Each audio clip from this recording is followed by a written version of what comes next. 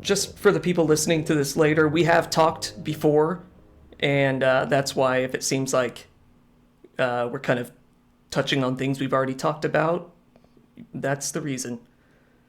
So, first, do you want to tell the people listening kind of a rough rundown of who you are and how you knew Randy?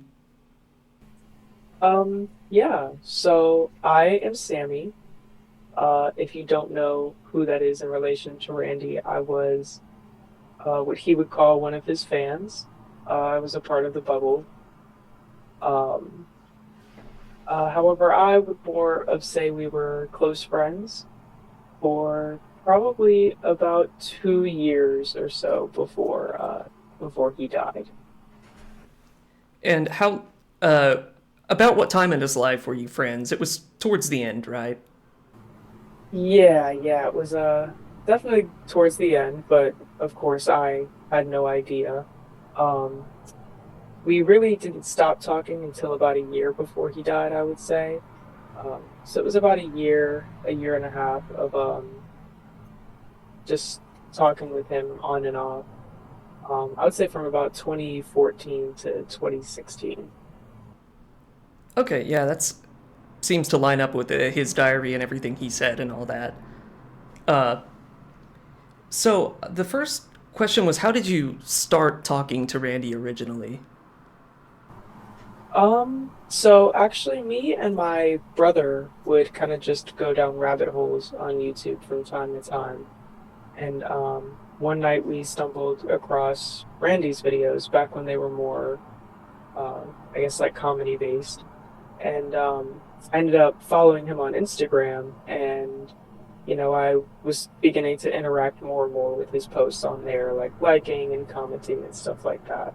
Um, and then I eventually made a Twitter account, which this was also about the time that I met everybody in the bubble. Um, and when I came on Twitter was really when I started to talk with Randy more, like one on one. So how did he behave at first when you first started talking? He was probably the most normal 22-year-old I think he was that you could have talked to. Um, he liked making videos. He was into music. Um, he loved to like have a beer and, like I said, listen to music and just talk to us. Like I said, he was just completely normal. Yeah, I think that's what confuses a lot of people. Uh, so he never really seemed troubled or anything, at least not early on.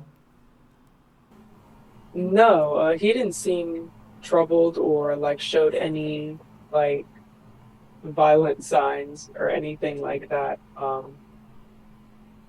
I would say the only time that he would say anything that was um, not necessarily concerning, but he did open up to me a few times about like thinking about suicide and just topics like surrounding that. But he never talked about like hurting others or really any other kind of hate speech at all. He, like I said before, he not only just seemed normal, but seemed like a caring person even, because I would open up to him as well. Was there a certain point when he just started to change and act different? Um, no, it was kind of out of just the blue, and he really didn't start to act different until he had like blocked me and everyone else in the bubble for the first time. Yeah, it seems like there.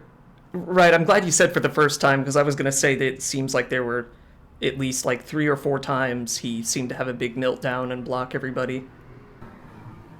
Yeah, he that's a good number to say because it was definitely more than twice. But yeah, he would block us and then he would backtrack and he would unblock us and everyone would all apologize and things would be okay for a bit and then he would do the exact same thing.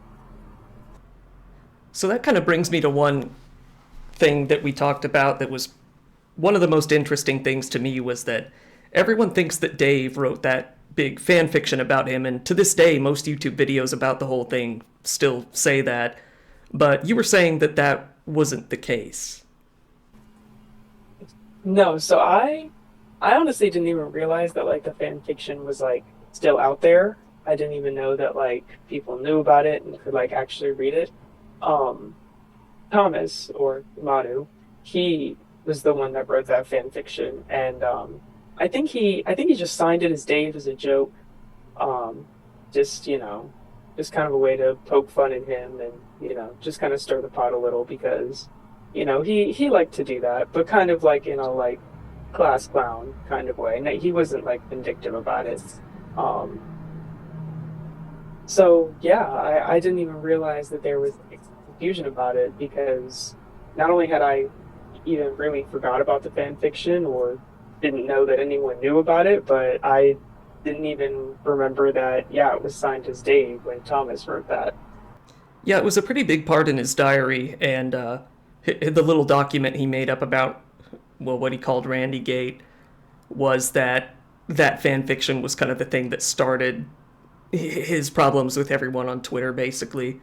And he never really seems to mention that he found out that Dave wasn't the one who wrote it, or he might have just thought that wasn't worth mentioning. I'm not really sure. Yeah, I don't really know either because I mean, I specifically don't remember telling Randy that it wasn't Dave that, wrote this fan fiction. I mean, maybe Thomas did at some point or maybe Dave did, but I don't remember how that played out. It does seem that he at least found out at some point because he unblocked Dave and kind of apologized to everybody. Seems like he would only do that if he realized it was just a joke and no one was actually trying to write, like gay erotica about him seriously. Yeah. Yeah, I think cuz that really is what it was. It was not anything to be taken seriously. I think I even remember like being on Skype with Imadu like as he wrote it. You know what I mean? And we're all just laughing and joking along. So yeah, it was never meant to be like taken seriously. And I mean, it came out in chapters. I don't think it all came out at once. Um, so I just don't know if Randy knew that he could have like said something if he was really uncomfortable about it, and we would have stopped. But I mean, he didn't for however long. So yeah, that was. I didn't really expect him to blow up that much over that. Yeah, that seems to be the first big blowout, and then there were, I want to say, two more after that. The second one, I think, was to do with the big call out tweet he made against you, right?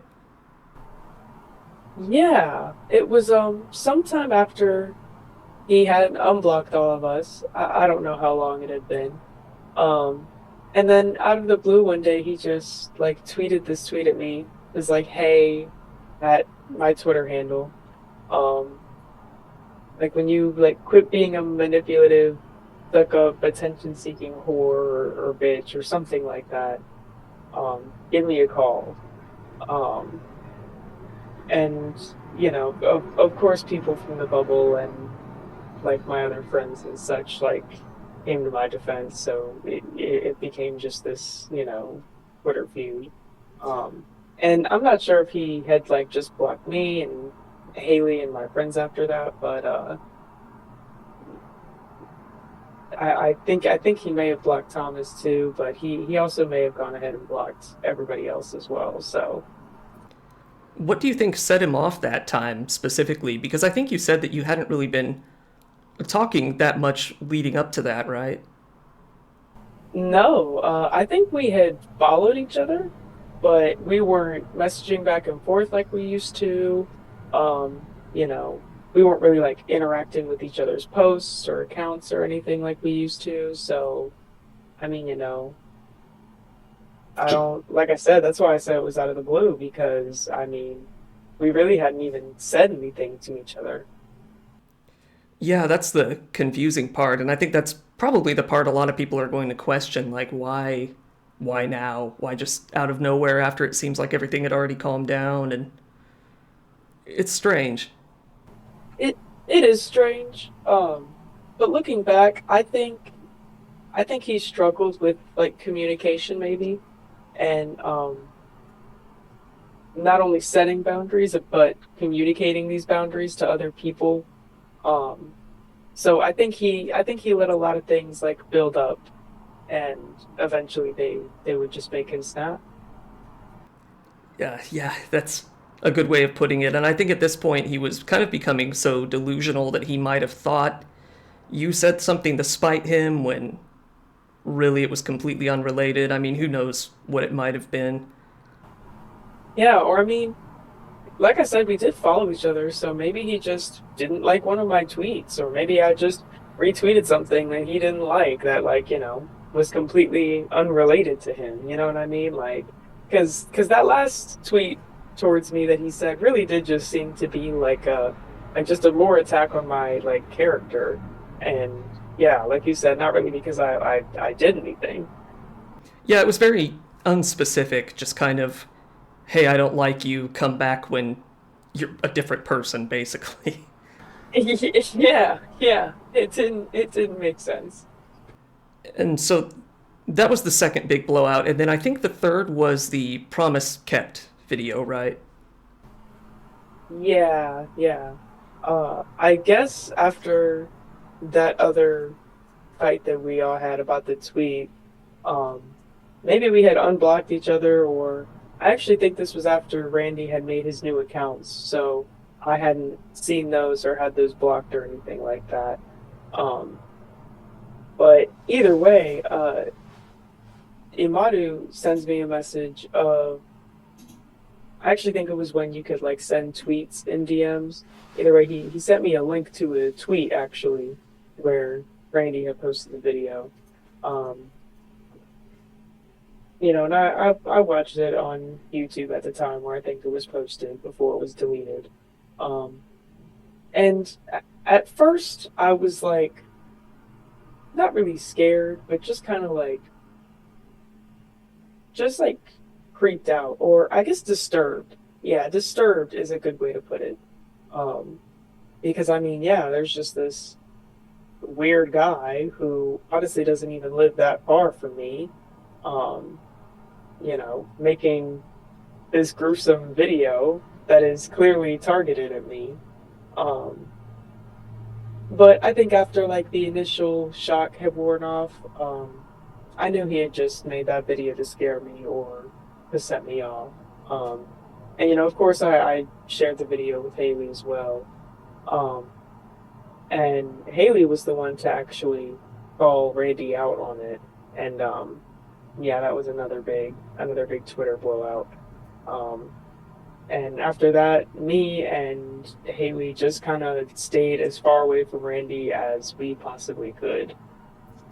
Yeah, once you told me that the video was definitely targeted at you, I kind of went back and watched through it again, and yeah, it really does add up kind of to everything you were saying about what was going on at the time. And Randy really clearly doesn't seem to be acting. I mean, if he is, then he's a really good actor because that just sounds like just pure rage, honestly, like just a pure hate-filled rant, basically. Yeah, like I definitely think there were real feelings behind the video. Um, but I wasn't I wasn't sure if he would ever actually act upon them, at least towards me. And my situation at the time, it would have it would have been very hard for him to get to me in in the way that he thought that he could have, I guess, is the only way I can put it. So I don't know. I guess I was really good at just never being alone and being safe anyway. Yeah, it seems like I lost my train of thought. Sorry. It seems like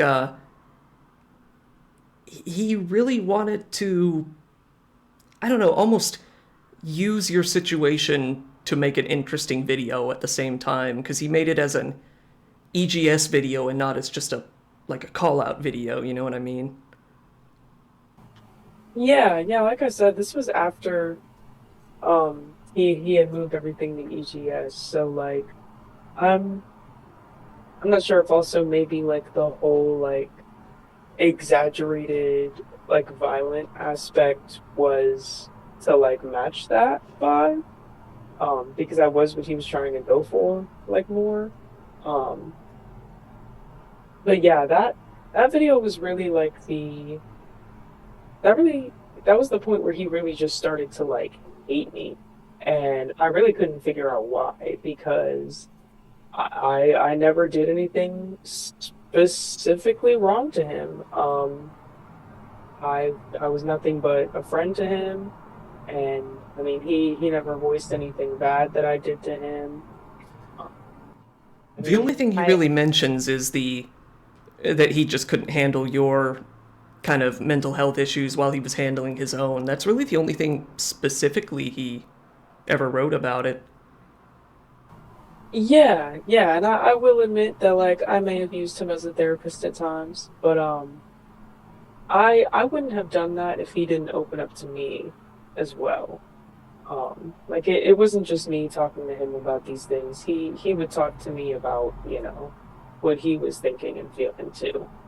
Um, and like I said, he had never expressed anything about, that bothering him. Like if anything, it almost seemed like he wanted me to talk to him.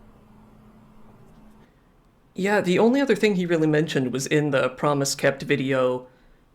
He said that you were spreading lies or something, but again, that could have just been fictionalized for the video to kind of make it seem more like it was an EGS video and not like it was something that pertained to his real life.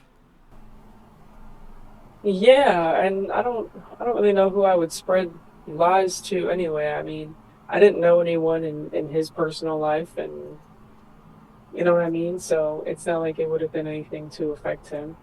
Um, Yeah, it's not like you were a big Twitter personality or someone who could have, made like a call out post and got him canceled or something like that. yeah, and I mean, it's not like he was super popular anyway, but I mean, yeah, just like you said, it's not like I was like any Twitter personality either. I mean, I probably had like 200 followers. So, yeah, there were a lot of things in that video that, yeah, I couldn't really pinpoint exactly what he was talking about. Just kind of like you said, it was just a rage-filled video where I think he was maybe just letting his mind wander to whatever. Yeah, that's kind of when the videos really started to get insane because around that time he was also making those conspiring a massacre videos. I don't know if you ever listened to them. I did not listen to those videos. Especially after the promise kept. Like I said, I don't know, watching his videos was just eerie to me. Um, Yeah, the massacre videos, he basically just lays out his plans for a massacre and, it looks all fictional, so nobody really thought anything of it. yeah, and that was another thing. Like he not always like joked, but I knew that he was, I don't want to say creative, but he he did just like to write and do his own thing when it came to his videos specifically. Yeah, he was, I don't know about creative, but I'll say he was inspired. Like, I can at least give him that. Yeah, yeah, he was inspired by definitely the wrong things, but I do think that was another reason why his videos just started to get so dark. But I guess no one necessarily saw it as like concerning enough to say anything. What did the group kind of think about what did they think of it when he just switched from comedy to this dark content kind of abruptly? Um, well, at first we were a little concerned, um, just in a sense that we knew that he had like struggled with mental health like before. And obviously with it taking like this type of turn so fast, we did like urge him to like talk to someone, and to even us. And obviously that I think that just sort of encouraged him more, because it always made him angry whenever like we told him things like that. So yeah, that was definitely our initial reaction, just concerned and kind of just like, like what happened, what could have caused this, because I mean there weren't really a lot of stressors in his life at the time either. Yeah, I think you mentioned that his family life actually seemed fine, contrary to what he said and all that. Yeah, I mean, like I said, I wasn't super close with anyone in his personal life. All I really knew was his brother. Um, and I knew he did live with his parents, but I mean, from what I could see, I mean, I definitely had a different home life, because there was no way I would have been able to walk around my house with a camera and film videos consistently. Especially the type of videos he was doing, like screaming and yelling, without getting in some type of trouble. So, I mean, the fact that he could have done that alone, like in his home, like, definitely tells me that he already had a lot of freedom there, and, you know, it was a encouraging environment. Like, I just don't see anything from his home life driving that. Really, the only person he complains about is his dad, and it seems like the only complaint he really has is that he kind of pushed him to get a better job and move out. Other than that, he doesn't really have. Like, he claims to hate his family, but that's really all he's got. Yeah, and I mean, if you ask me, I think that's just pretty normal for a dad, especially with someone that he sees as his son. He's always going to encourage his kids to succeed and do better, and move out of their house and maybe even start a family of their own, or just do what makes them happy. So I mean, I don't even understand why that would be grounds to hate him. I mean, let's be real, if his dad really wanted him out, his dad could have easily kicked him out. I mean, he was an adult, so I mean, it just couldn't have been that bad. Yeah, I mean, he was in his 20s and he did already have a job. It's not like he was destitute or anything. He even complains that he's working basically full time when he doesn't want to be.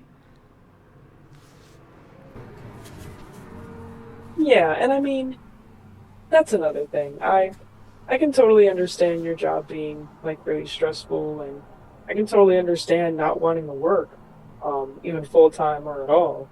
I mean, I have to work full time, sometimes even more, um, because I mean, I support myself entirely on my own, but I'm younger than he was at the time doing that. So, I mean, yeah, that's stressful for everyone, but I mean, we all don't react in the same way he did. So, it's really weird to see how fast he took a turn without any stressors, like I said. Now, I can almost understand people hating their school a little more because kids don't really have a choice, but when you're an adult and you hate your job, you could look for another job. Or, especially when you live with your parents, just quit for a while and recollect. Yeah, yeah, exactly. And I mean, I'm pretty sure he only did like 2 years at community college, but I'm sure if he wanted to do something beyond that, his parents would have definitely supported that. Um, but I guess maybe he just didn't want to apply himself, or maybe he didn't think college had anything to offer him that would have benefited him. But I mean, yeah, it just kind of seemed like he hit a wall, because he just kind of, I don't know if he was struggling to like find himself or what he liked, but yeah, he became very stubborn, I guess. Right, and one thing you mentioned was that right now you're younger than he was when he was doing that, so that kind of brings me back to what a lot of people are going to be interested in was that You were quite a bit younger than him when you two started talking, right? Yeah, when we started talking, I think I was like late middle school age, and yeah, I believe he was 22. Um, so yeah, it was a good bit of age difference there, which actually at first everyone in the bubble, including Randy, didn't know how old I was. I was actually afraid that like if they knew how young I was, they like wouldn't talk to me. Um, so I did lie about my age for I think about a year. Um, but then I did come clean to everyone, and everyone knew how old I was. But at that point, I was in high school, and I don't know. I just don't think they saw it as a big deal anymore. Um, but yeah, I was significantly younger than a lot of people in the bubble. I I think the think person I was closest to in age was Haley.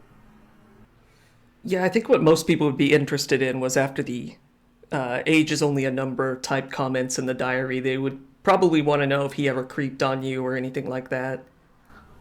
Um, I didn't even know that he had written or even said anything like that before. But no, he was actually never like inappropriate with me or um Haley at the time was also underage, I believe, though I could be wrong. But he was never weird with them as well. Um, if anything, I never even saw those signs in him, you know. Like even when he became violent, it was never I don't know. It was never towards that direction at least. Never got So really a sexual vibe from him, is what you're saying. yeah, actually that at all. Even when it came to girls or men that were his own age. I mean, I think we'd even joked before about him being like asexual. Yeah, that kind of brings me back to the another big point that people are definitely interested in is his identity. We talked a little about that, and I just wanted to hear what your thoughts on his kind of sexual identity, whether or not he actually was trans and all that. What do you think about that? I can't speak exactly for who he was, but I do think that he struggled with just self-image issues as a whole. Um, because we had never made like any jokes surrounding like being transgender around him, but Imadu especially would like, just poke fun at him and make like gay jokes towards him all the time. Um and yeah, for some reason Randy really did not like that. He hated the gay jokes and anyone insinuating he was gay or anything like that. Um so I don't want to say it wasn't surprising when he came out as trans or said that he, just experimented with anything like that. Um Because yeah, I really did think that he struggled with some insecurity and self-image issues, and I don't really know if he was trans or gay or not. I just think he just needed to explore that a little more. Did he ever tell you or anyone in the group that he thought he was a woman, or was that something he kind of never really specifically said until the tapes came out and all that? No, no, that was nothing that he ever mentioned or ever talked about. I mean, there may have been once or twice where it might have made like a gay joke towards him, and he probably said like, I'm not gay or trans or anything like that. Like I'm just straight. He probably said those things once or twice, but never insinuated anything like that. I think you told me that he had actually kind of made fun of people who use pronouns and stuff, right? Yeah, yeah, actually, I do remember, especially towards the end, whenever the using pronouns, I guess, more online really became like a topic. And I do remember him tweeting something negative about that, just saying that it was like stupid or something. Um, so I do remember that.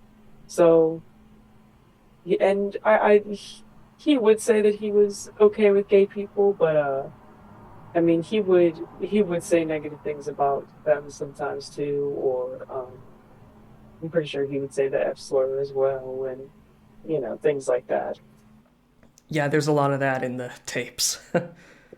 Yeah, and that kind of leads me back to like his self-image issues because I know that they say a lot of times when people say things like that and act like that surrounding those topics, um, it's like internalized homophobia or internalized transphobia, where like, they've grown up in these environments that were so negative towards those things that, they think negatively towards those things, even though they might be those things themselves. So it kind of becomes like this conflict of interest inside themselves that I don't know.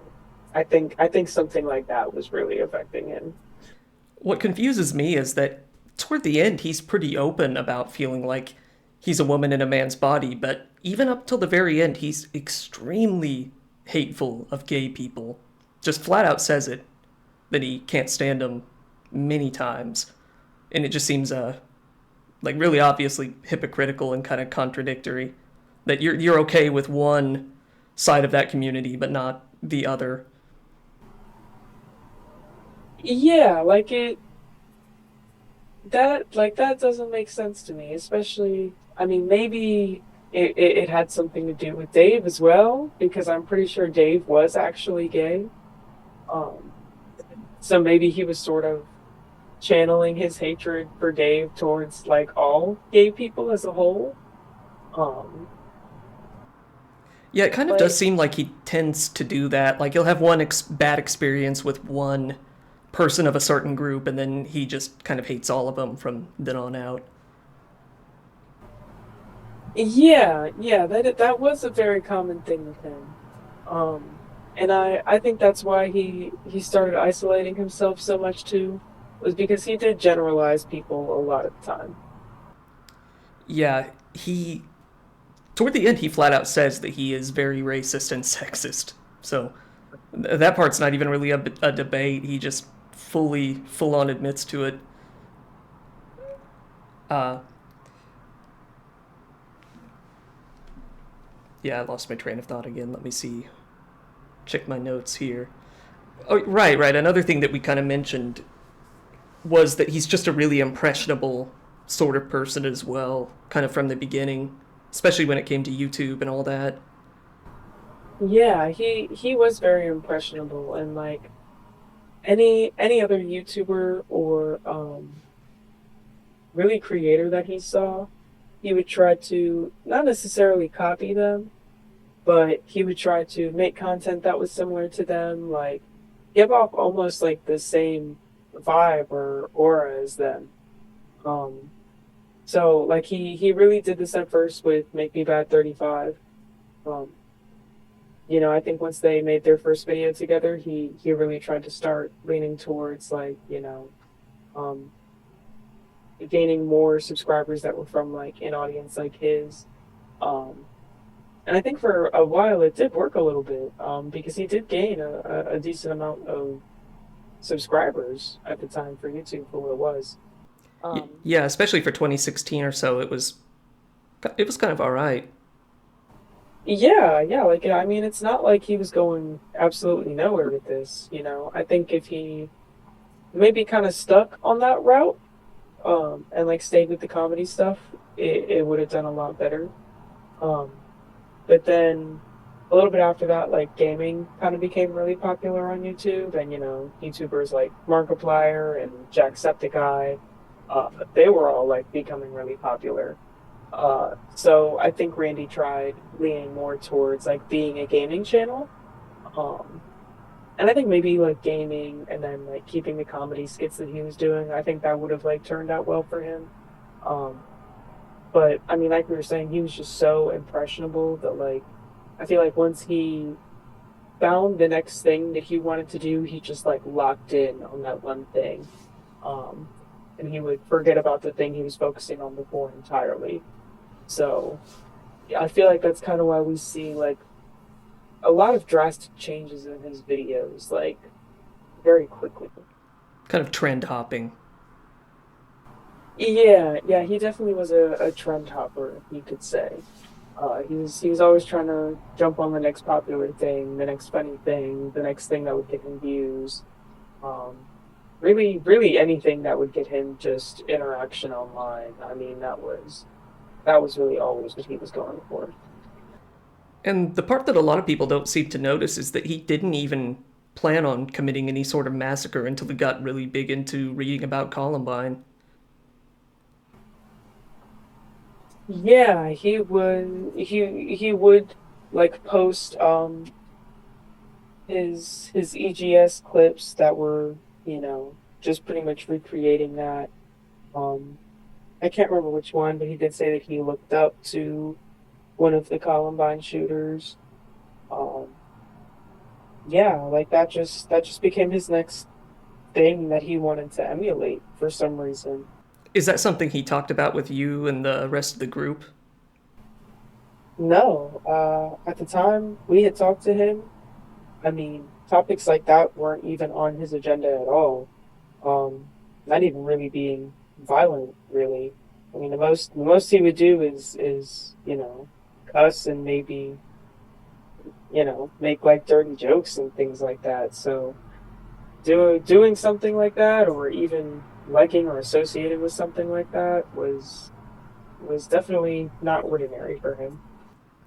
I think that kind of just brings us back to the point where he intentionally refused help and intentionally hid all of this from anyone that he could. Yeah, I mean, the times that we had really urged him to seek help, he had really just talked about like suicide and thoughts of just hurting himself. So, we really didn't expect him to actually want to go out and hurt others. Um, I mean, we just thought that was his outlet for those kind of thoughts he was having. But yeah, he did not take kindly to um, us telling him to get help. And like I said before, I think people telling him to get help really only fueled the fire more for some reason. Um, I guess I guess us saying that made him feel like he was crazy or that we didn't want to help him. Um, but I mean, really, the reality was that we did want to help him. It's just we didn't think we had the tools necessary to do that. He did oddly seem like he had an ego, which might have kind of kept him from admitting that he needed help in the first place. Yeah, he really didn't want to admit that he needed help at all. Um, and like I said, the most it would ever lead into is that he just had those suicidal thoughts, like, oh, I don't see a point in living. I don't have a purpose, and things like that.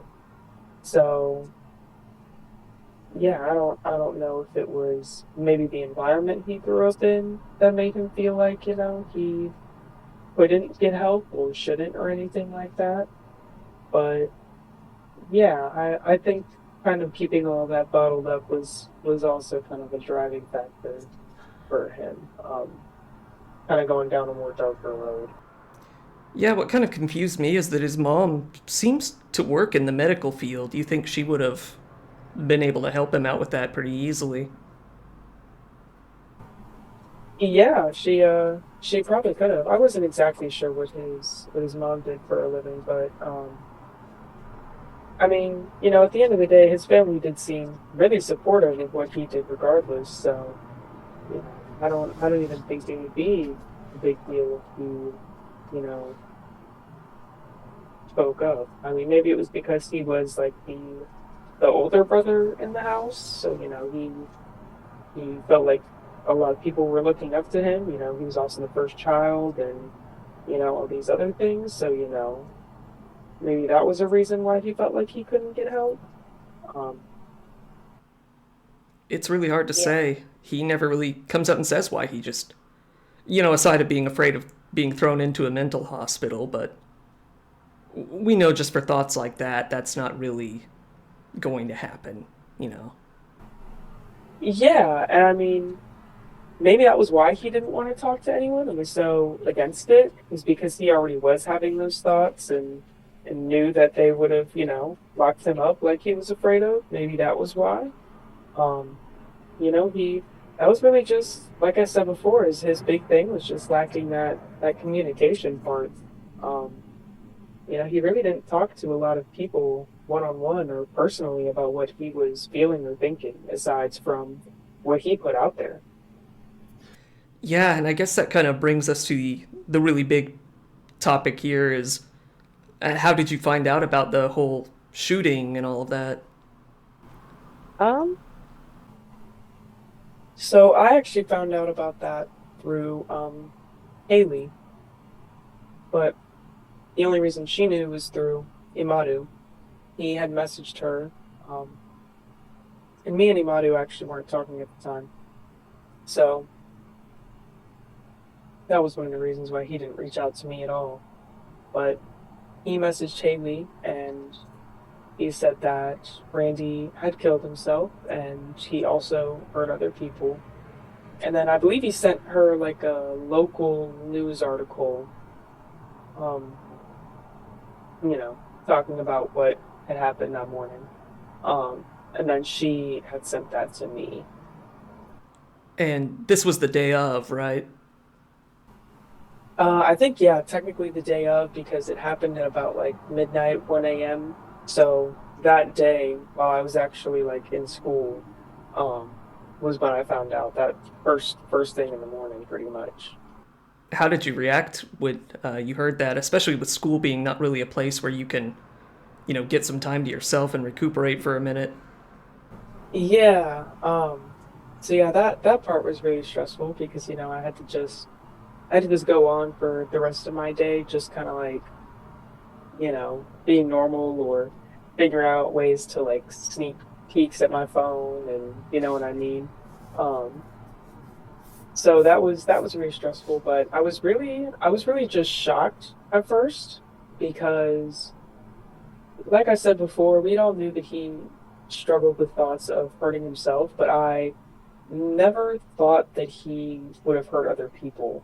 Um, and at that point, I really hadn't kept up with him and his online activity or anything like that for probably like 6 months or maybe even a little more at that point. So I had no idea how uh, dark his content had gotten.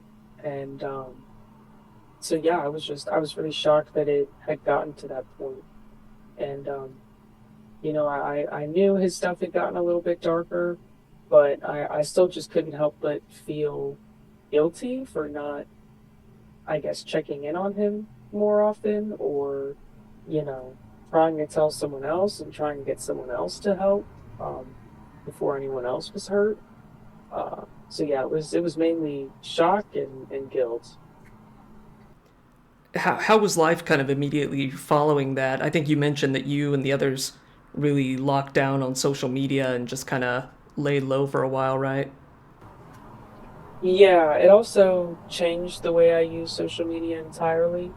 Um, Me and everyone from the bubble, and I would honestly say most people that knew Randy, um, cut obviously all contact and ties with anything he got on social media, and then everyone sort of, made their accounts private, deleted a whole bunch of things, deactivated some accounts even.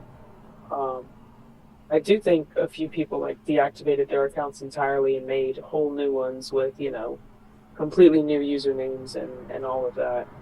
Um, just because, yeah, we were worried that it was gonna follow us around. Was anyone actually reaching out to you, or were you just worried that they might do so later on?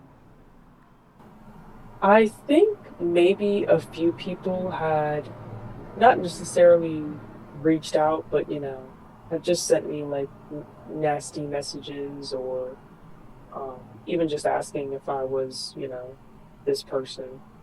Um, but yeah, I actually think Haley somehow dealt with that more than me. Um, so, but I will admit it hasn't been as many people as I thought it would be. Because I really was worried about a lot of people either sending nasty messages or bombarding me, or I mean, even like leaking my personal information or anything like that. Yeah, I mean, you never know what people will kind of try in a situation like that, especially when it's a really high profile case. I mean, it wasn't really high profile at first, but it kind of became a meme after a while almost because of the whole Ember thing, really. Yeah, it definitely did, and it was definitely just a more bizarre case. I mean, white man shooting up a place that really isn't weird or out of the ordinary, but it was really just Randy's digital footprint that was bizarre. So I knew everything that he did online was going to be looked at underneath a microscope. Um, so I think that was what really just worried me. You know what I mean? I mean, people were looking directly in the spot where I was at in connection to him. So, I wanted to erase that from the internet immediately because, I mean, I didn't have anything to do with it. So, you know, just him trying Right. to tie me and my friends to it was kind of weird. Yeah, mentioning all of you specifically by name in all of his writings and stuff, he definitely wanted someone out there to kind of go after you, it seems like. Yeah, I mean, it definitely seems like he wanted to put some of the blame for this on me. And I don't know if that was just to make me feel guilty or, anything else. But I mean, at this point, I know it definitely wasn't my fault. And honestly, with or without me in his life, he probably would have went on to do the same thing. Unfortunately, some people are just born that way, I guess, or, just so many factors in their life lead to that. So, I'm not sure why he tried to pin so much of the blame on other people, but I mean, I guess when you're about to do something so terrible, you have to look for ways to justify it. Yeah, that's kind of the vibe I got from most of what he's doing, actually, is he kind of, whenever he has these thoughts, he'll blame it on Ember, or he will basically find some other way to take the responsibility off, you know? Yeah, like he almost, just didn't he just wasn't a person who took accountability a lot, I would say. Um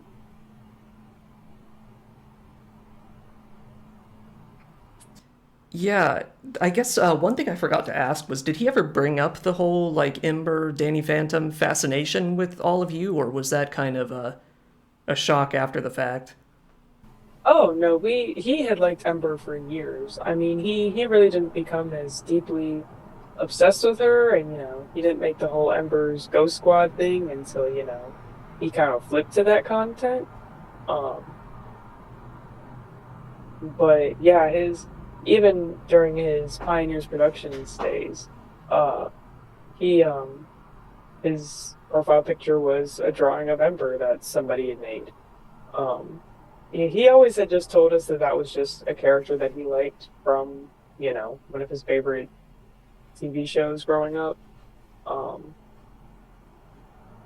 but we really didn't expect him to become as obsessed with her as he did. Yeah, it seems like he didn't really make it a secret that he liked the character, but he really did kind of hide exactly how much he liked the character. Yeah, I'm like I said, I'm still not exactly sure when the obsession came to be because honestly, he had liked that character for as long as I had known him. Yeah, he has some specific time frames he says it happens, but he kind of flips around on it a little bit. Yeah, I mean, I don't know if anyone knows this, but he actually owns the YouTube channel that uploaded like the high definition version of her song. Yeah, that's a part I go to in the video, actually. Yeah, he always talked about that, and he says he remembers when the like MP3 file or something first dropped, and he was very proud of the fact that it was his video with that audio on YouTube. It's still up, actually. It makes me wonder if there's anyone managing that channel or if it's just going to be up forever or what? I'm kind of surprised no one's hacked it at this point and just kind of done something like that, you know? Oh yeah, I didn't even think about that. His Andrew Blaze account is still up too, oddly enough. It was mainly just all the EGS ones that went down, and I may be wrong, I may be remembering wrong, but I think he took Pioneers Productions down himself, maybe. He probably did because I'm pretty sure he removed all of the Pioneers production stuff. I'm pretty sure he deactivated that Twitter account long ago. Same thing with any other accounts on like other platforms, like on Instagram, Facebook, maybe. So yeah, I think I remember him at one point saying that he wanted to like clear out, in quotes, that part of his life or something like that. So that was a purposeful thing he did. Yeah, I mean, he does mention that in his journals and stuff, trying to just completely erase that part from existence almost. Which is really Yeah, odd because that was the time when he was probably doing the best. it definitely was, I would say. Um, I mean, he was doing collabs with other YouTubers. He was, exploring other different things to do with his channel. Um, so I don't know why he liked to always, erase the last thing he was doing. And I think that's another reason why sometimes Thomas got on his nerves because Thomas would like record and save everything that he did. Yeah, it really is crazy going through all the files, how much of it says either in the title or in the metadata, like saved by Imatu or something like that. Yeah, yeah, pretty much like I said, everything that Randy did, especially when it pertained to like YouTube videos and stuff, um, he recorded it, saved it, did whatever he could to have a copy of it and saved it somewhere. Yeah, I'm always really thankful to people who archive stuff because, especially now when things get taken down, deleted, they become kind of controversial and kind of get erased. That's the only way you'll ever see stuff like that ever again. Yeah, and I can understand wanting to like protect the community and things like that. But I think it's also important to have access to things like that, just for educational and scientifical reasons. I mean, or scientific reasons. So just because people can, I don't want to say know what to look for in terms of like signs with these people, um, but just so we're able to tell whenever people are really struggling and really need help, and just so people know what to look for in themselves too. Um, Yeah, it really gives you really kind of need something to compare to almost, and when they just erase things like that, it kind of takes that ability away from people. yeah, and it also shows like the the sort of aftermath of all of these things. I feel like everyone seeing someone behave in this way and then seeing how others react to it, um, is also a good thing because kind of like I said, they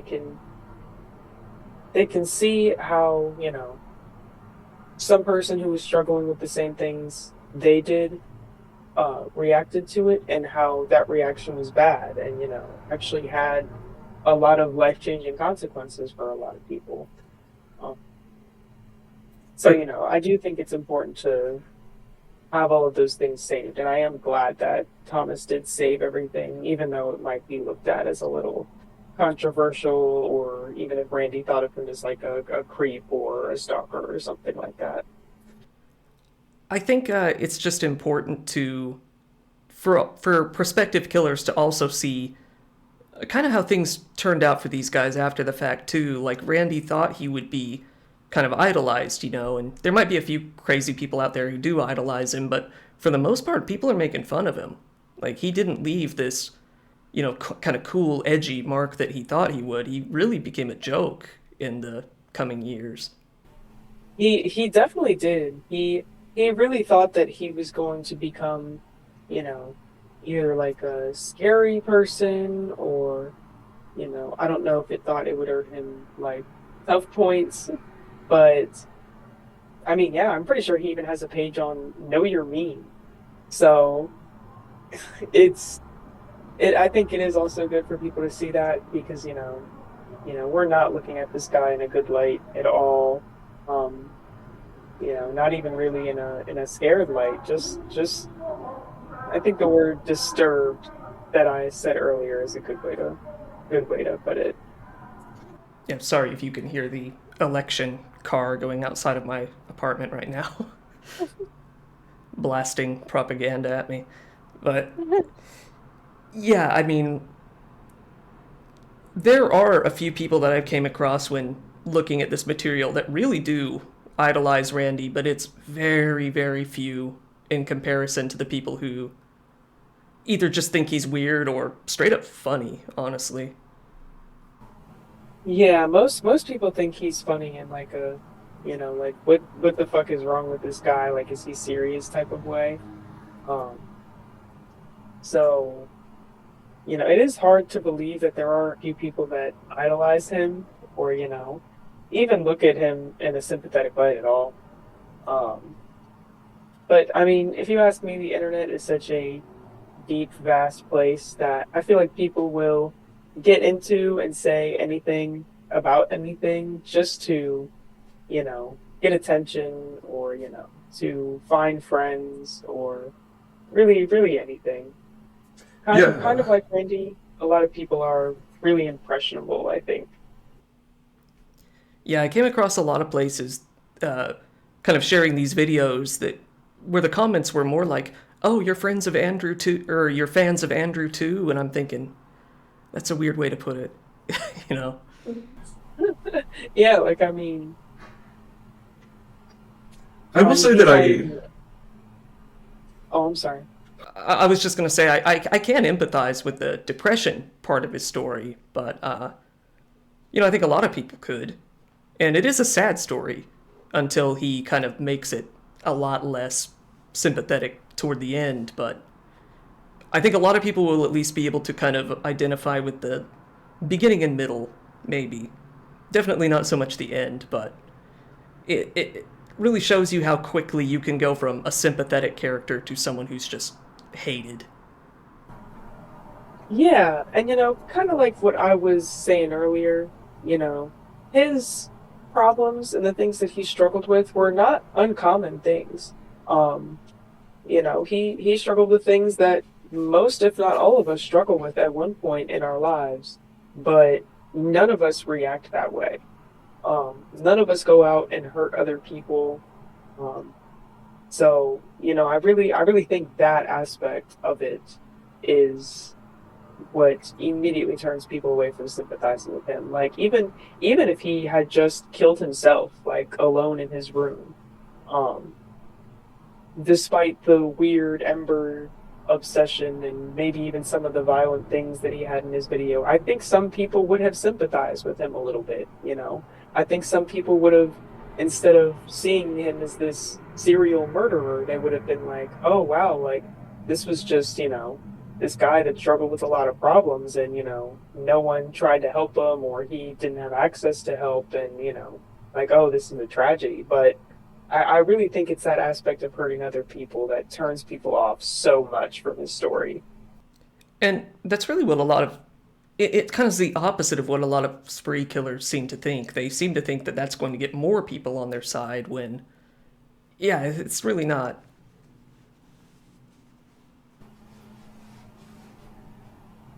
Yeah, like I don't know why some of these serial killers think that it's gonna get more people on their side. Um, I don't know if maybe just the type of people they idolize is what makes them think that. But I mean, it's just definitely a different way of thinking. I mean, I guess it's projection. Like, they idolize it, so they think other people must too, but they don't realize how small of a percentage of the population that's going to be. Yeah, or I mean, some people really do just not like others, and I mean, are looking for this sort of reaction out of them. So I do think maybe sometimes it's, you know, just sort of wanting to stick out from the crowd, but not realizing that it's in a really negative way. I guess any publicity is good publicity type of mindset, maybe, in a dark way. Yeah, yeah, or like, I don't know if they think they're just like sort of like playing devil's advocate almost. Yeah, I think a lot of people identified with Columbine because there was a lot about bullying in there, but with Randy's story, there isn't really a lot of message to take from it, honestly, aside from getting help when you need the help. Yeah, like I don't remember him ever saying that he like struggled with bullying really at any point in his life. I mean, I don't think he was a necessarily popular person at his school or anything. Um, but he never described any problems or any struggles with anyone. I mean, if anything, he did have at least one friend who was James, and I think they were school friends. So, I Yeah. mean, yeah, I didn't even think it was a thing of bullying like it was with the Columbine shooters. Yeah, it really makes you wonder why he chose to go down that path at all, despite just coming into Columbine and being really fascinated with it. Yeah, and I'm not even really sure why he became so fascinated with it. Maybe it was the journals that he read. Maybe it was something that one of them said in one of their journals that he really related to. Um, but yeah, He said he related to the hatred, but I don't know, you just gotta wonder how much of that he's saying to kind of look like them, you know? yeah, because like we were saying before, he was definitely very impressionable. Um, Especially when it came to just the things he said. He almost liked to repeat things that he heard, almost word for word. Yeah, I have noticed some of that, especially with the journal. Some of it is almost a direct copy, just nearly word for word. Yeah, and also I didn't even know that he had ever kept a journal or was into anything like that. So I'm not sure if that became the thing after he started getting into the whole Columbine story, um, or if that was always a thing that he just didn't talk about. But yeah, that was new to me as well. It actually was because of Columbine. I think he writes that in the first entry, even that seeing their journals was what motivated him to make one. He really doesn't hide their influence at all. He almost seems proud of it. Yeah, like I don't know if he got the message that, they wanted other people to do the same thing and that was what he took from it, but it's it's hard to say exactly what his path of thought was. I almost want to say just toward the end, his path of thought was getting so muddied and kind of bogged down with all the mental illness. He probably didn't have that clear of a train of thought. Yeah, and I think that's another reason why a lot of people are just really like confused by his journals because I really do think a lot of it was just random rambling from a very mentally ill man.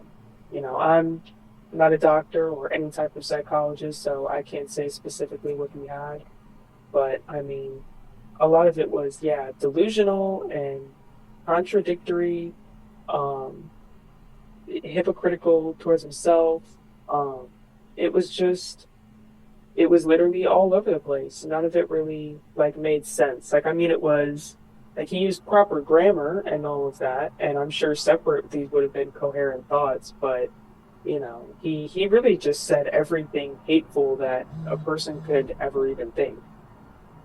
Yeah, it really is just a stream of conscious almost that's just negativity on top of negativity until the very end. Yeah, like he really just tried to make it seem like he was the most negative person that you could ever come across. But you never really saw that side, right? No, I never really saw that side of him. That was never the side that he really showed to me. So, um, I never read all of the journals, but even just reading a few parts of them, that was not the Randy that I knew at all. Oh yeah, there's some extremely hateful stuff going on in there. I'm not sure if you noticed it says your mic is muted. Sorry, my cat was trying to jump up on the desk, and I didn't want it to Oh, sound like a war zone. yeah, you're good. I guess we can Uh, just end. I'll just ask you if you have anything else you'd like to add about the whole story, anything that I didn't outright ask or cover or anything. yeah, I was gonna say I'm trying to think because it was good that you at least kept notes, so we were able to like really summarize everything down. It's probably gonna be like way easier for you too, like editing wise. Yeah, we kind of went off track last time. Yeah, yeah, we definitely did. Um, trying to think. Um, no, we really did cover the main key points. Yeah, and just kind of to reiterate what we talked about before, you're okay with me using the name Sammy and stuff like that since it's already out there and everything. Yeah, yeah, that's totally fine. Okay. And also just going to kind of cut some clips out of this to fit in the documentary wherever they really fit in, you know? Yeah, yeah, of course. Yeah, just not trying to take anything out of context. I'll try to keep it in the best context I can. Especially, there are a few things I definitely want to put in there, kind of your thoughts on the Promise Kept video specifically, and then the little bit about him making fun of people's pronouns and stuff would kind of fit well into the whole identity section of the script. Just a couple of things like that that really help to have a backup on. Yeah, yeah, of course. And I think this interview helps because a lot of people were questioning, you know, how do you even know this is the actual person? But I think you have enough insight and memory about this that most people would have never known. Yeah, yeah, that too. And I mean, ironically, I still have the Twitter account that did talk to Randy, and I can go into email in there, and I used to have it set up to where every single notification it would send me an email. So I can go through and find emails dating back to 2015. Yeah, it looks like where I was talking with Randy. Um, so Yeah, that yeah, is. It's crazy to think of. it is, it is. I'm sure if I wanted to sit there and dig through like all of the emails I had, I could find some things. Um, but yeah, I always knew that if I really needed to, I could definitely prove, um, Prove prove your that me and identity. that. Yeah. Yeah, prove my identity and prove that it was me if I needed to. But I mean, kind of like you said, I know so much about it that, it's kind of hard to disprove me other than by just saying, oh, I'm lying. Um, Yeah. and I do want to say that, I'm not really doing any of this for like fame or not even really money. I don't expect to get any money out of this. I don't really want to make money out of this. Um, And really, I don't want to even try to point the blame at anyone or make it seem like I'm right and Randy was wrong and all of these other things. It's really just to shed light on to this whole thing because all we really had was Randy's side of the story. Um, and I mean, let's be real, how much of that could we really trust? Yeah, that's exactly it. That's why I reached out in the first place. Honestly, it's such a one-sided story from beginning to end, really. You get a bits of little bits of opinion from like Damien and other people once in a while, but helps to get some other lines of thought in there. Yeah, and I mean, I will admit it is an uncomfortable topic to talk about, but kind of like what we were talking about earlier with saving everything, I mean, I think it's really important to talk about things like this, um, because, it's just it's just really important to get help whenever you need it and talk to people, and that there are people that care about you. And you don't have to do things like this to prove a point or whatever the purpose may be. Yeah, it really doesn't prove any point in the end. Yeah, it really doesn't. All it proves is, that you are a bad person that hurt other people. So yeah, that's all it proves. I think one thing that a lot of people will want to know ending off is just how you're doing now. Now I am actually doing great. Um, I live entirely on my own. I have three cats. And honestly, day to day living, no part of Randy or anything that he did to me really affects me. Um, I do think about the victims and the families of those victims called them now. And I just feel terrible that there are other people that were even more negatively affected by Randy than me. Um, so, it's, I do think about time to time how crazy it is that one person could, affect this many people. But other than that, I'm doing great. I think that's a good place to end. Most people, I'm sure, be happy to hear that. Yeah, I hope so. All right, well, thanks for coming on again after I screwed up the first call. No, that might have been me. Uh, Fair, I don't know either. But yeah, I keep checking here obsessively to make sure it's still recording and we seem all good. Well, that's good. All right, well, I guess I'll let you go and get some sleep or whatever you want to do. Yeah, of course you do the same. I know we're like basically a day apart. Yeah, it's a big time difference. Yeah, well, I'm still glad that we could make this work. Thank you so much for giving me a platform to tell my side of the story, uh, and just sort of bring a little more light to the more inside part of Randy's life and what it was like being someone that was close to him. Yeah, thank you too, and have a good one. Yeah, you too.